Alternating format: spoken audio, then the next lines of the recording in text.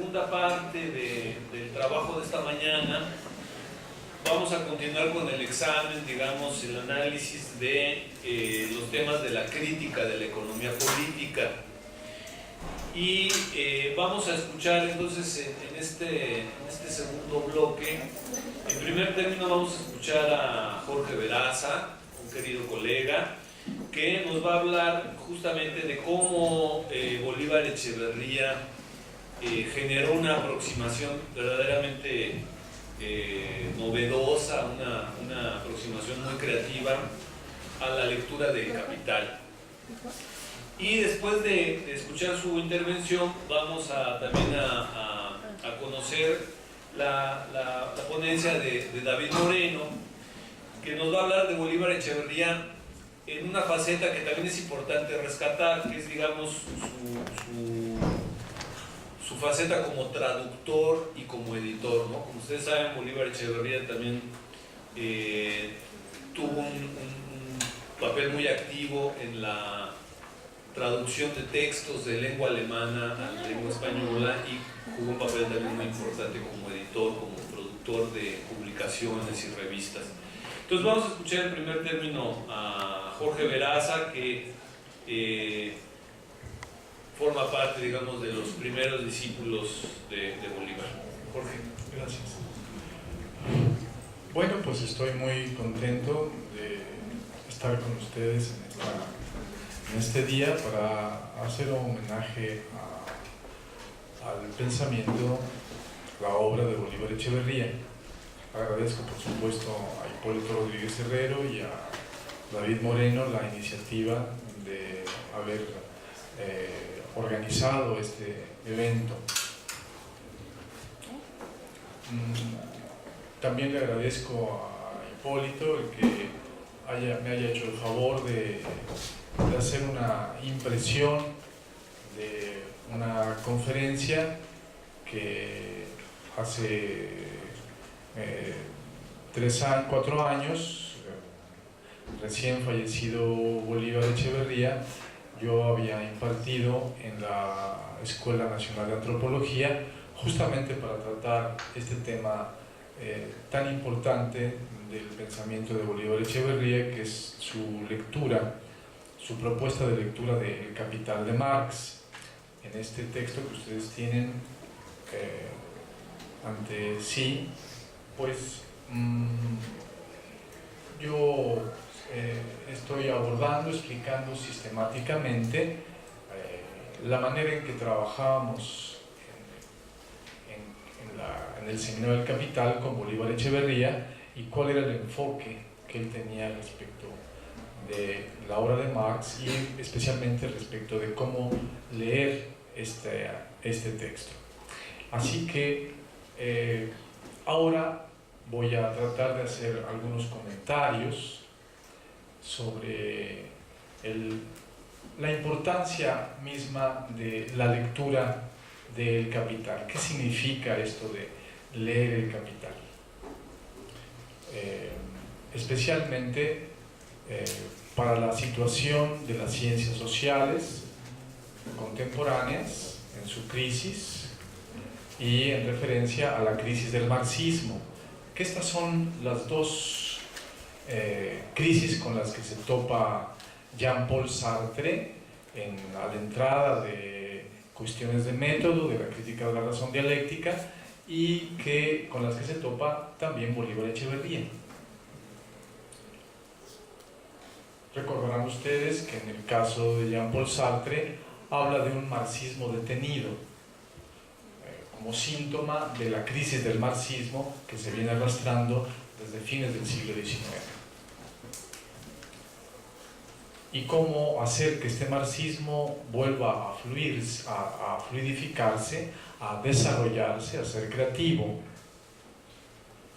Y al mismo tiempo está registrando Sartre la crisis en la antropología, en la psicología social, en la sociología, en las distintas ciencias sociales que, no obstante, han estado haciendo grandes aportes a lo largo del siglo XX. Y dice Jean-Paul Sartre que querrá vincular al marxismo con las ciencias sociales, a fin de que las ciencias sociales, con sus nuevos aportes, puedan enriquecer el enfoque del materialismo histórico, pero a la inversa, que un materialismo histórico renovado pueda sacar de su crisis a las ciencias sociales. Está pensando Sartre en la construcción de un nuevo discurso de ciencia social unitario. De hecho, su crítica de la razón dialéctica, él nos informa en su introducción que quiere ser una antropología genético-estructural. Está aludiendo críticamente, al mismo tiempo que retomando la idea, el título de Lévi-Strauss acerca de la antropología estructural, pero le falta la génesis.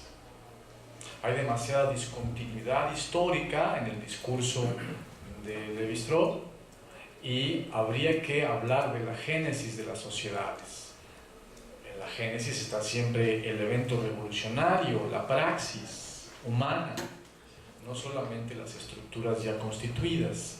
Y esto es lo que se está yendo, está huyendo de la antropología estructural. Así es que habría que recuperar a la génesis justamente para dialectizar un discurso sobre lo social, enriquecido, que solamente un marxismo desarrollado, una razón dialéctica puesta sobre sus pies, podría lograr.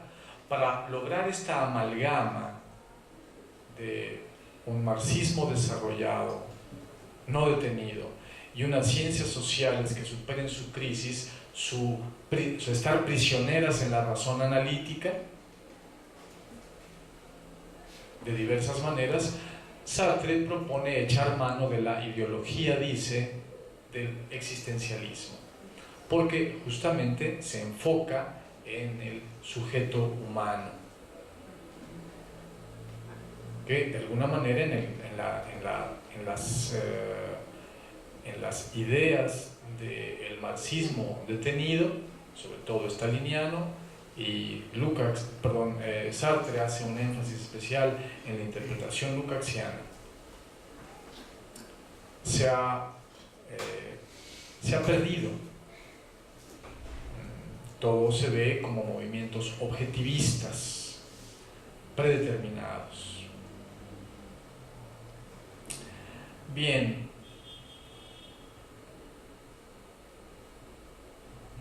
Así es la manera en que en 1960 Jean-Paul Sartre intenta superar la crisis del marxismo y superar simultáneamente, una por la otra, la crisis de las ciencias sociales. Y este proyecto lo recoge Bolívar Echeverría.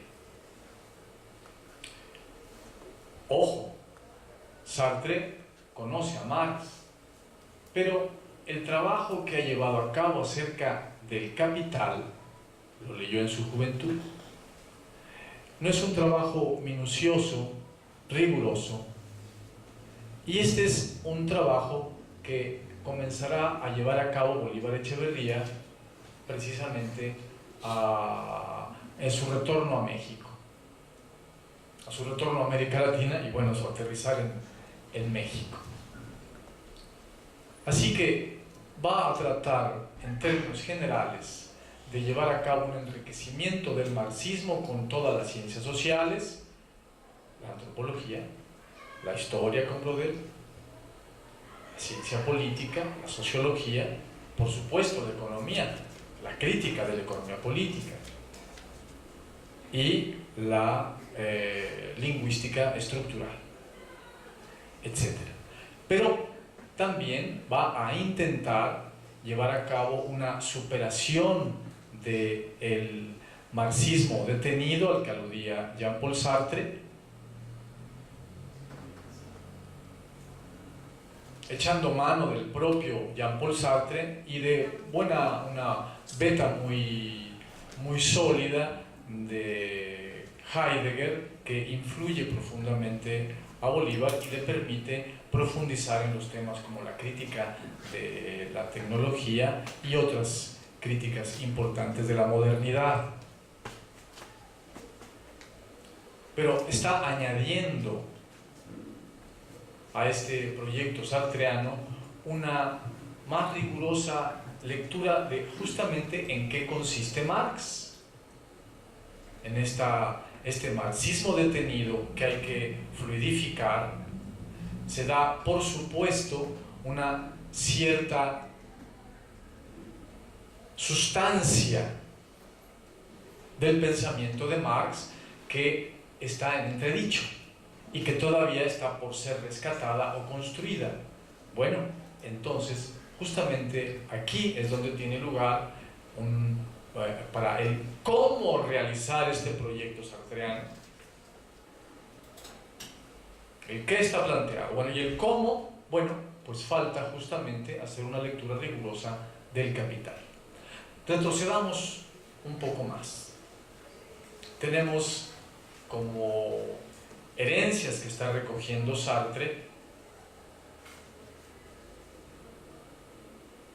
la propia intervención de Georges Lukács en Historia y Conciencia de Clase y de Karl Korsch en Marxismo y Filosofía, como, vamos a decir, padres del marxismo occidental.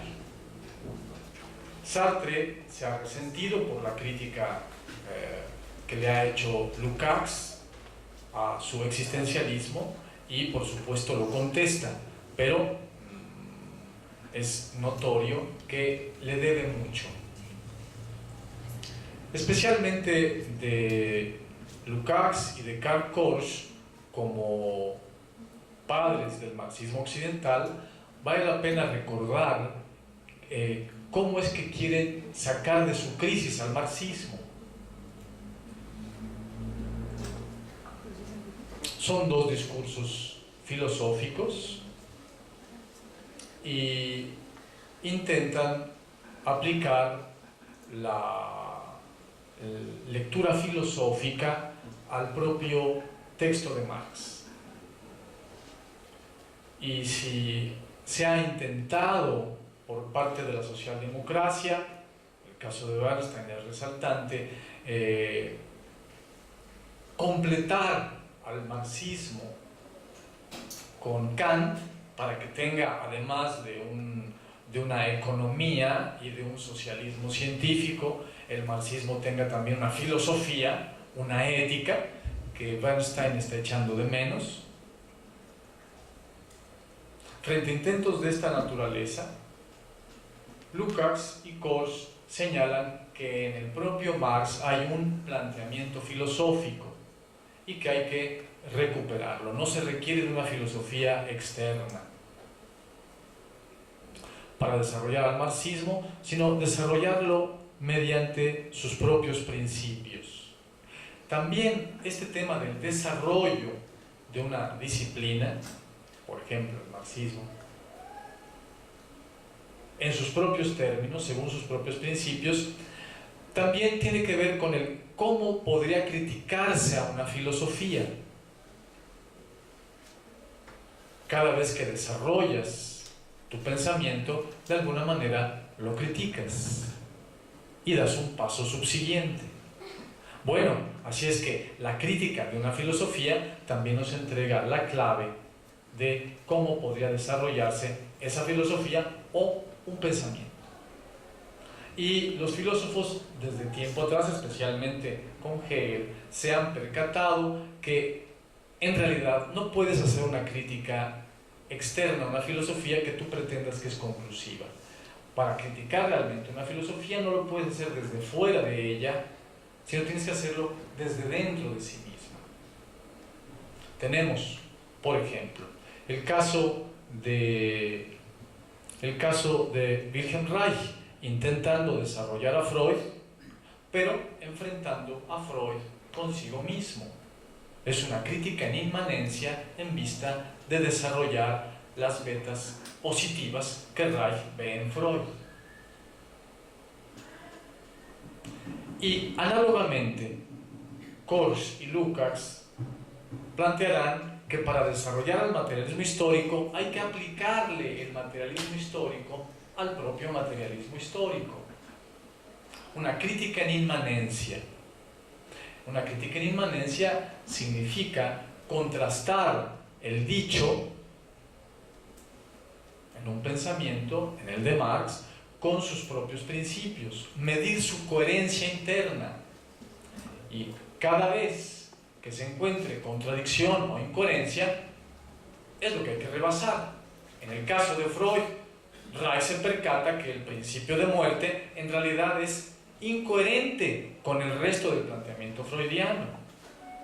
Así es que desarrollará una perspectiva de Freud, una perspectiva psicoanalítica, perfeccionando la terapia, pero también perfeccionando el corpus interpretativo o teórico, desbrozándolo del principio de muerte y sustentándolo en el principio de placer, fundamentalmente. Esto lo tenemos logrado por Reich en el análisis del carácter. El conjunto de los caracteres psicológicos están siendo interpretados nunca mediante tánatos y siempre solamente con eros, siempre con el principio del placer, incluso el sadismo y sobre todo incluso el masoquismo.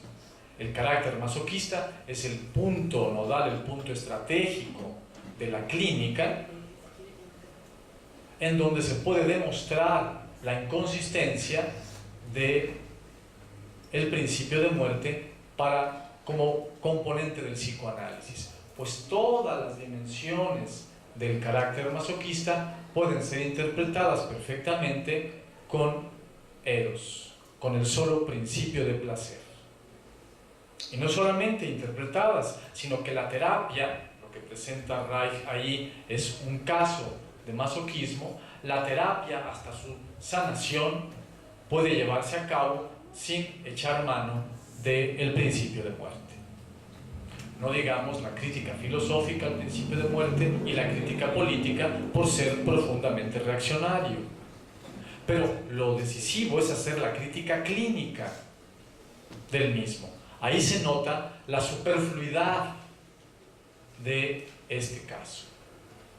Bueno, pues análogamente,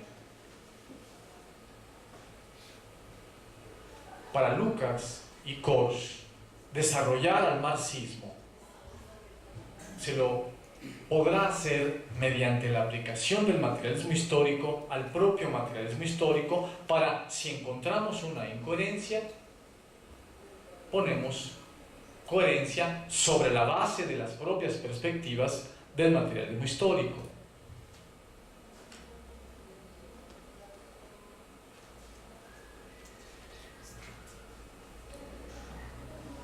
Pero otra vez,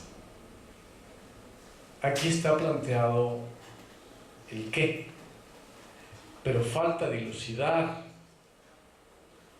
el cómo.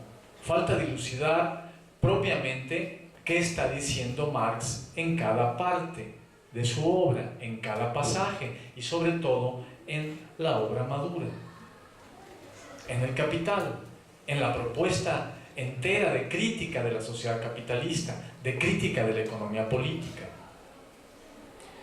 Así que hay una tarea pendiente a lo largo de todo el siglo XX para la constitución y desarrollo del discurso revolucionario, y que se intentó ir dando cuenta de este gran problema a partir de que se abre la crisis del marxismo a fines del siglo XIX. Y los autores más importantes que han tratado de sacar de esta crisis al marxismo, como Lukács, como Korsch, como Jean-Paul Sartre, 40 años después de ellos, a inicios de los 60, justamente han intentado llenar este vacío. Esta es la estafeta que está recogiendo Bolívar Echeverría, sin olvidar que también la Escuela de Frankfurt, muy basada en Korsch y Lukács, especialmente en el fenómeno de la cosificación para dar cuenta de la modernidad, la dialéctica de la ilustración de Adorno y Horkheimer, está centrada en torno al tema de la cosificación, en torno a la mercancía como estructurante de la modernidad. Bien, también la Escuela de Frankfurt ha intentado recuperar al conjunto de las ciencias sociales para plantear un discurso crítico enriquecido. Pero es notorio, en el caso de Horkheimer y de Adorno, la deficiencia con que está leído el Capital por parte de ellos. Sí conocen el tema de la mercancía, sí conocen el tema de la explotación, pero falta gran rigor al respecto. Así es que también por ese lado hay una deuda, hay una dimensión que no está amarrada para poder sacar al marxismo de su crisis, para poder darle potencia al discurso revolucionario como para efectivamente lograr esto que quiere Sartre, una antropología genético-estructural, o como lo planteaba el propio Marx y Engels en la ideología alemana. Para nosotros hay una sola ciencia, la ciencia de la historia. Un solo discurso social omnicomprensivo, no fragmentado, sino, digamos, multidisciplinario, interdisciplinario, o como quieran ustedes llamarle a esta fusión de todas las perspectivas científicos, sociales y con la filosofía.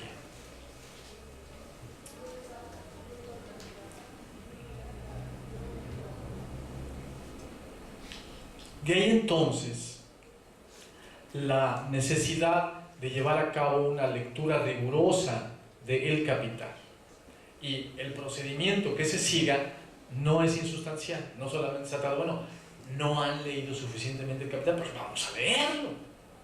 Sí, este es el tema de la coherencia.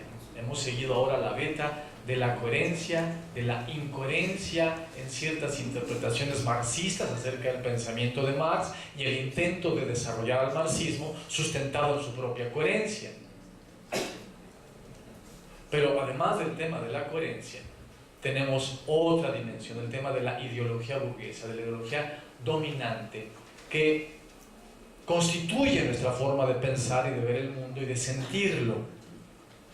Así es que no es fácil el enfrentarse a la crítica de la economía política de Marx, que supuestamente debe de cuestionar no solamente al capitalismo y al discurso crítico, sino al código de ese mismo discurso,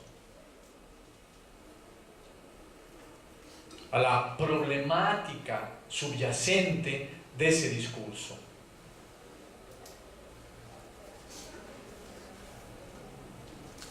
Así que, ¿cómo con nuestra formación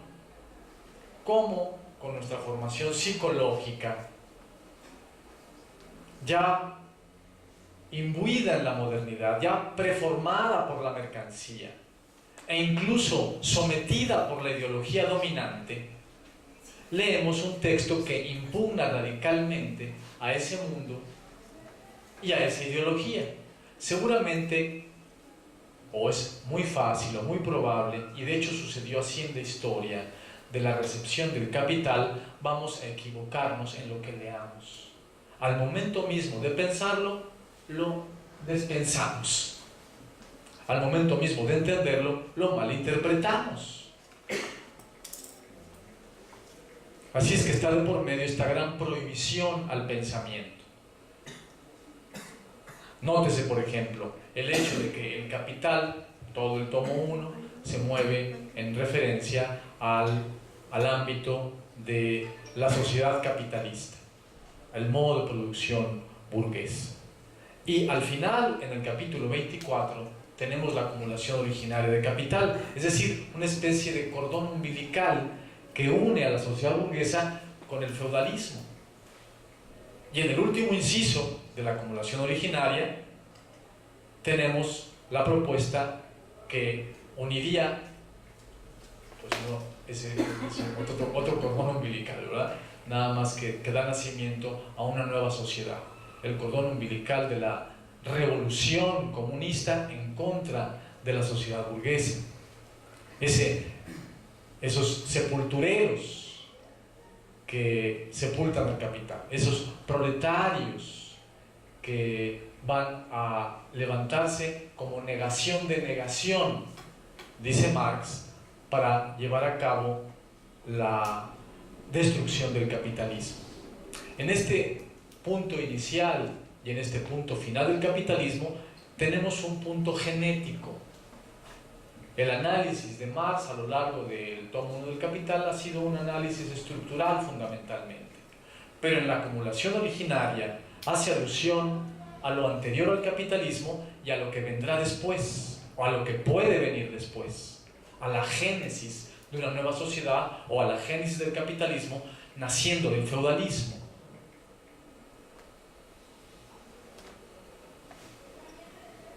Así que vean ustedes la gran dificultad que, si vemos las cosas en serio, tenemos como para hacer historia, para hacer historiografía. Estamos imbuidos en la sociedad capitalista y queremos hacer la historia del siglo XV. Queremos hacer la historia o el reconocimiento de la historia precapitalista de tal o cual etnia.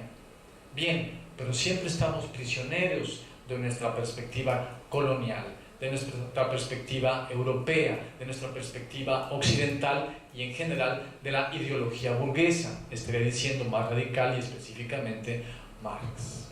Así es que en realidad hacemos una especie de sueño cuando aludimos a la historia de Roma o a la historia de Egipto o a la historia del Imperio Inca. Estamos proyectando una serie de categorías de nuestro mundo sobre mundos que tienen otra lógica. Bien, entonces este es el gran problema. También para nosotros, al momento de entrar al capital, nuestra mente se estructura de acuerdo a las categorías de la ideología burguesa. Pero aquí está presente justamente en este análisis estructural del capitalismo la desestructuración de esta mentalidad, que es lo que permite que en el capítulo 24 podamos acceder conceptualmente a la historia, no simplemente de modo voluntario. Vamos a hacer historiografía. Bueno, todo el mundo puede tener la intención, pero si su pensamiento queda prisionero de las categorías burguesas, pues simplemente estará haciendo otra forma de narcisismo. Estará reflejándose en los pueblos de los cuales habla, en las historias múltiples que intenta referir. Así es que el problema para la lectura del Capital, para una propuesta de lectura, es zafarse en el curso de la propia lectura de la presión de la ideología burguesa que impide el reconocimiento del discurso crítico del Capital. Y este es justamente el gran aporte de Bolívar Echeverría, como ningún otro. Tiene enfrente otras lecturas del Capital, por supuesto, la propuesta de Louis Althusser, que fue conocida mundialmente y que fue muy célebre. También la escuela althuseriana célebre, sobre todo en América Latina, por el texto de Martha Harneck sobre el materialismo histórico, que tan usado en toda nuestra América.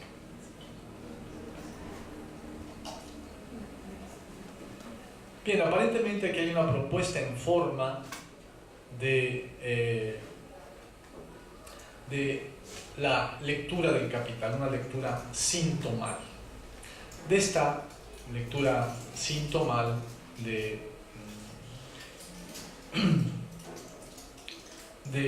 Louis Althusser acerca del Capital, solamente platicando de pasada, ¿no? Bolívar decía, recuperando la crítica de André Glucksmann a la propuesta de Althusser, decía que, bueno, lo que pasa es que no dice síntoma de qué, ¿no? El fondo sintomático no está señalado, no está descrito se pretende una lectura sintomal de manera formalista. Cierto que hay que hacer una lectura sintomal.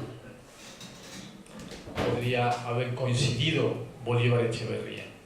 Hace de hecho una lectura filosófica y esta de suyo, o en los propios términos en los que se plantea el discurso, y esta de suyo va a ser sintomal, pero sí tiene el cuidado de señalar cuál es el síntoma de fondo que hay que rescatar continuamente. Este del valor de uso, este del sujeto dominado, este del comunismo continuamente en ciernes, inscrito en la estructura antropológica de los seres humanos y continuamente presionando a reconstituirse en la socialidad humana, pero que continuamente la mercancía y el valor que se valoriza o capital están haciendo retroceder o están haciendo que se desestructure o fragmente. Hay un síntoma decisivo presente en la socialidad burguesa y que está como manantial continuo de donde están haciendo la crítica en contra del capitalismo. Bien. Algo como esto, como la descripción de, bueno, ¿y síntoma de qué es lo que tenemos que reconocer en el texto del Capital?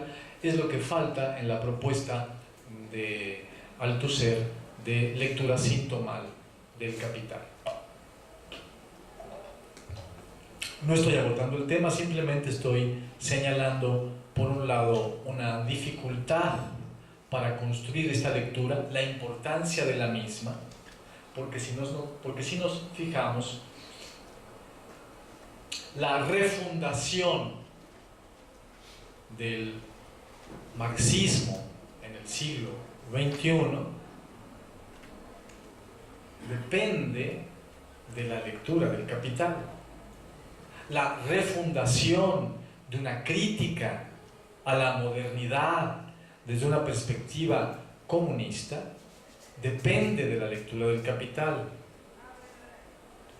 La refundación de las ciencias sociales en un sentido auténticamente científico y simultáneamente crítico depende de esta lectura. No es casual que la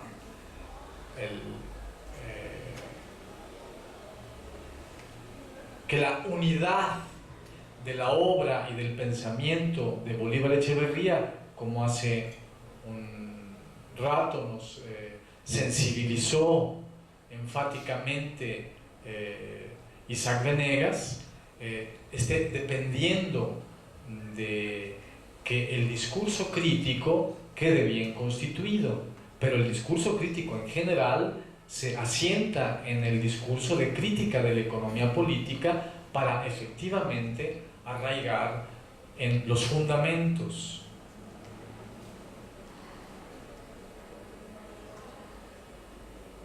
El trabajo de Bolívar Echeverría de lectura del Capital le permite recuperar a la crítica de la economía política puntualmente, para ahora sí tener un estilete mediante el cual llevar a cabo una discusión puntual con todas las ciencias sociales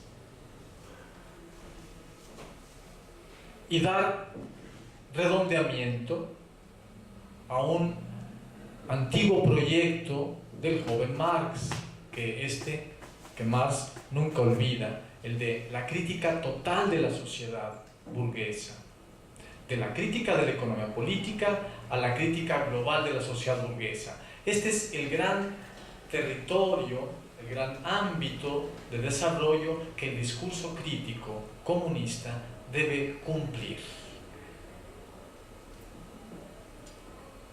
¿Cómo lo hacemos así en el siglo XX? El intento de Marx se queda en una serie de apreciaciones, de tematizaciones particulares de todos los aspectos y sobre todo en la profundización de la crítica de la economía política. Pero es tiempo de tematizar también los otros ámbitos.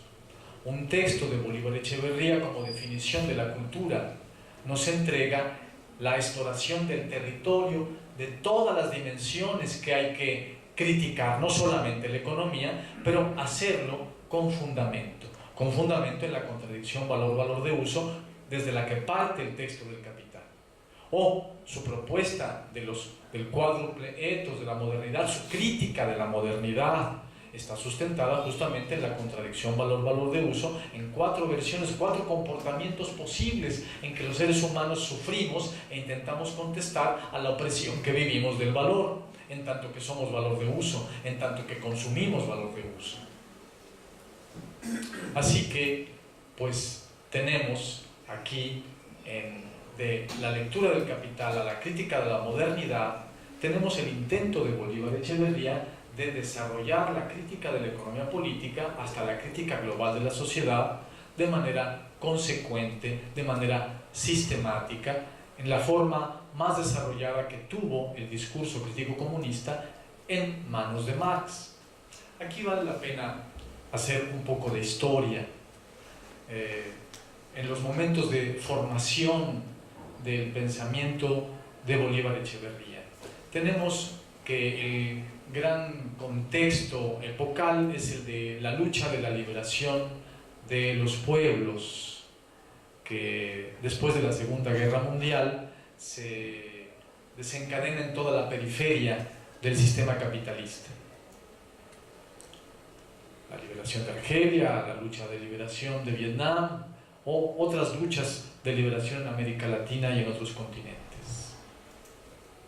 Este es lo que contextualiza la formación de Bolívar Echeverría, y esta lucha de liberación de los pueblos, esta época, tiene su punto de amarre en el 68, en la gran rebelión mundial estudiantil y juvenil de 1968.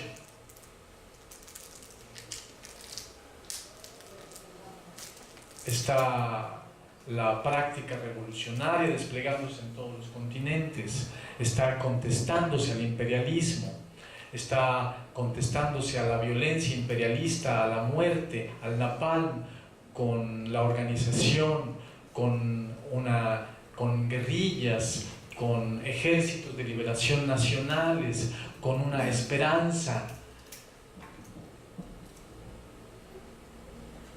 en salvar a nuestros pueblos.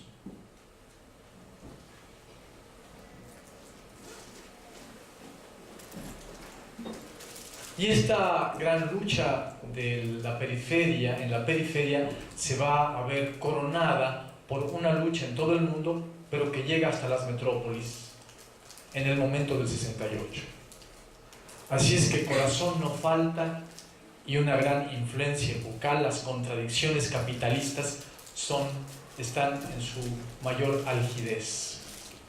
Pero todavía falta un pequeño detalle. En 1971, 3 años después del 68, estalla la primera gran crisis mundial del capitalismo. Una crisis económica que va a durar de 1971 a 1982, al interior de la cual se prepara, se tritura a la política económica keynesiana, y de la que habrá de nacer la política económica neoliberal. Pero lo importante, lo interesante para el pensamiento, para el desarrollo de la práctica revolucionaria, y no solamente el pensamiento revolucionario, de esta primera gran crisis mundial del capitalismo, consiste en que es prevista por los marxistas. Tanto Ernst Mandel como Paul Matic, antes de que ocurra esta crisis, antes de que reviente, la prevén, y la prevén con base en el texto del Capital, con base en la ley de la tendencia decreciente de la tasa de ganancia expuesta en la sección 3ª de este tomo. Bueno, esto es sorprendente, porque se trata de una confirmación empírica ad nauseam. Todo el mundo está en crisis de sobreproducción, de la vigencia de la ley de la tendencia decreciente de la tasa de ganancia. formulada por Marx desde 1863 en su manuscrito de Zur Kritik y luego puesta en orden por Engels en la publicación del tomo 3 del Capital.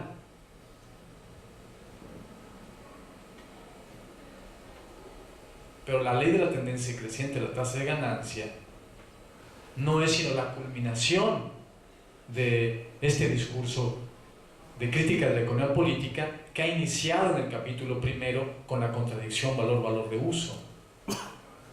Y este conjunto, desde la contradicción valor-valor de uso que constituye la mercancía, pasando por el descubrimiento del plusvalor y la acumulación de capital, hasta la ley del desarrollo capitalista y de las crisis, la ley de la tendencia creciente de la tasa de ganancia, no son sino la síntesis de todo el materialismo histórico, la convalidación, la prueba empírica de la validez del capital para analizar al mundo contemporáneo, trae consigo la convalidación del discurso crítico comunista como un todo. Por supuesto que tiene errores particulares, pero no en lo fundamental. Toda la potencia de las ciencias y de la filosofía burguesa durante el siglo XX no ha dado como para dar cuenta del fenómeno de la crisis económica. No pueden explicar su propio mundo. Y si los marxistas lo han podido hacer, no ha sido por desarrollos personales, sino porque están heredando un pensamiento del siglo XIX. Cuando Foucault dice que la crítica de la economía política de Marx pertenece al siglo XIX, pues simplemente está pasando de largo por la primera gran crisis mundial del capitalismo. Pero esto fue patente para muchos marxistas, también para Bolívar Echeverría. Antes de ese momento no ha leído el Capital, lo conoce apenas, se ha formado ya como marxista, pero no conoce todavía el Capital. Es ahora que comienza una lectura sistemática, una vez que ha ocurrido la demostración puntual de que, en positivo, vamos a echar mano del existencialismo para poder vincular al marxismo detenido con las ciencias sociales en crisis y así sacar al marxismo de su crisis y a las ciencias sociales de su crisis. Y no se puede echar mano del propio Capital, convalidado por la propia realidad capitalista contemporánea. No tiene suficiente potencia este discurso como para hacerlo. Valdría la pena encargarse de hacer una lectura rigurosa del Capital que recuperara un algo sorprendente que por sobre décadas, por sobre cientos de años, nos viene a sorprender con que sigue siendo actual. Así es que para la refundación también de todo el pensamiento en la sociedad contemporánea, para fundar a este pensamiento sobre la verdad, si queremos salir de la crisis epocal, de la catástrofe que se nos viene encima, con la catástrofe ecológica, o la catástrofe energética, o la catástrofe guerrera, o la catástrofe de la explotación, o la catástrofe de la destrucción fisiológica y psicológica de los seres humanos, que la modernidad capitalista contemporánea está escenificando a nuestro favor. Habría que recuperar un pensamiento del siglo XIX rigurosamente, tal y como quedó plasmado ahí donde expone la ley de la tendencia creciente de la tasa de ganancia. De alguna manera, esta es la gran importancia de la propuesta de lectura del Capital de Bolívar Echeverría, tanto teórica como históricamente, y por eso es tan importante para la interpretación de su propia obra. Desde sus primeros escritos, incluso antes de que conozca el Capital, como posteriormente, cuando los lectores no advertidos, pues a veces creen entrever algo de marxismo y les molesta, pero otras veces dicen, ¡ah, qué bueno! Bolívar ya no es marxista, y entonces ahora sí puede ser utilizado a gusto. Nada de eso. Bueno, yo termino con esto.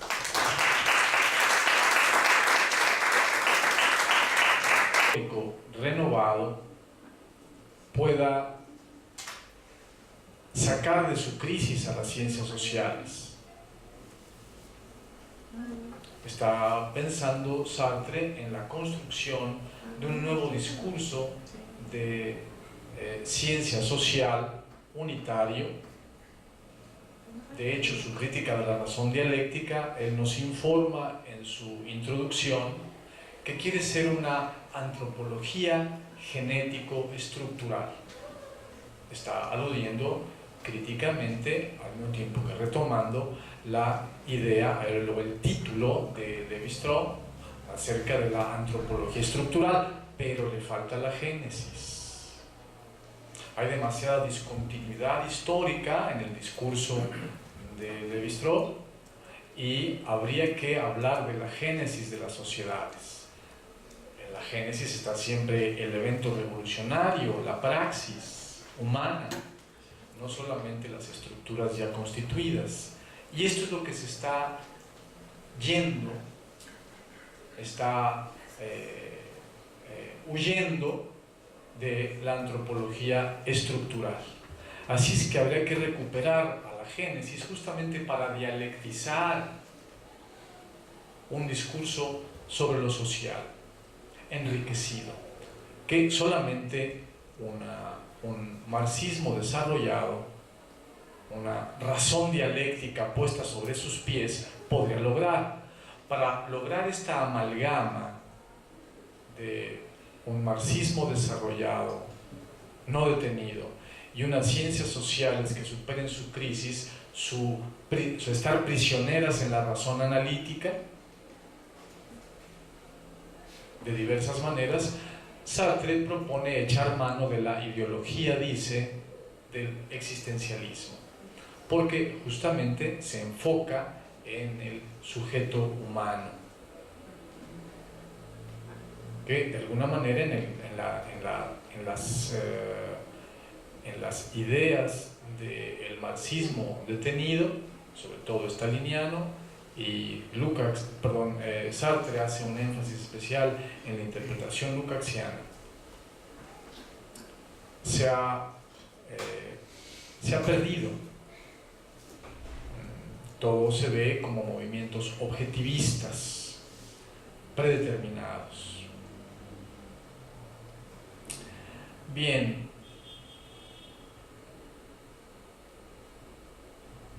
Así es la manera en que en 1960 Jean-Paul Sartre intenta superar la crisis del marxismo y superar simultáneamente, una por la otra, la crisis de las ciencias sociales. Y este proyecto lo recoge Bolívar Echeverría.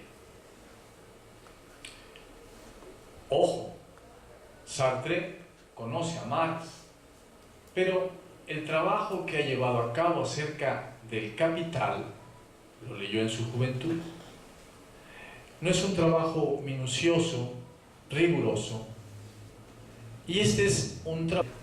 Agradezco por supuesto a Hipólito Rodríguez Herrero y a David Moreno la iniciativa de haber organizado este evento.